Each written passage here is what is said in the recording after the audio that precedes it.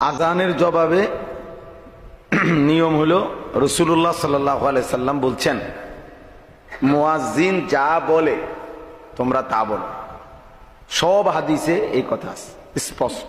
শুধু হাইয়া আলাস সালাহ এবং হাইয়া আলাল ফালাহ এই দুইটা বলার সময় লা হাওলা ওয়ালা কুওয়াতা ইল্লা বিল্লাহ পড়ো।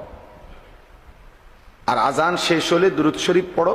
আজানের নবীজির জন্য দোয়া করো।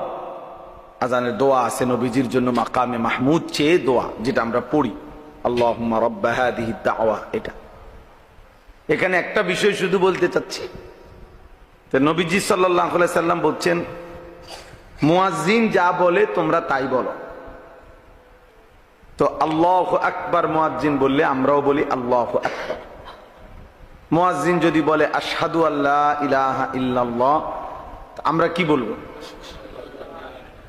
ইল্লাল্লাহ। এখন মুয়াজ্জিন যখন বলবে আশহাদু আন্না মুহাম্মাদার রাসূলুল্লাহ, তখন আপনি কি বলবেন? এই কথাটা আপনি দেখেন, অধিকাংশ মুসলমান কি বলে? সাল্লাল্লাহু আলাইহি ওয়াসাল্লাম। তো এইটা নিয়ে নবীজি বলছে, নবীজি সাল্লাল্লাহু আলাইহি সাল্লাম বললেন মুয়াজ্জিন যা বলে তুমি তা বলো। তো মুয়াজ্জিন এটা নিয়ে কইছে আশহাদু আন্না মুহাম্মাদার রাসূলুল্লাহ। আপনি আগে এইটা বলতে হবে পুরাটা, এরপরে কি পড়বেন? সাল্লাল্লাহু আলাইহি সাল্লাম পড়বেন। সেটা তো সব সময়ের আমল।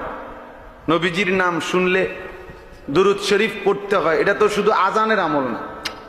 এটা আজানের আমল নেই না, সব সময়ের আমল। তো সেটা তো আলাদা বিষয়, সেটা তো আলাদা পড়বেন।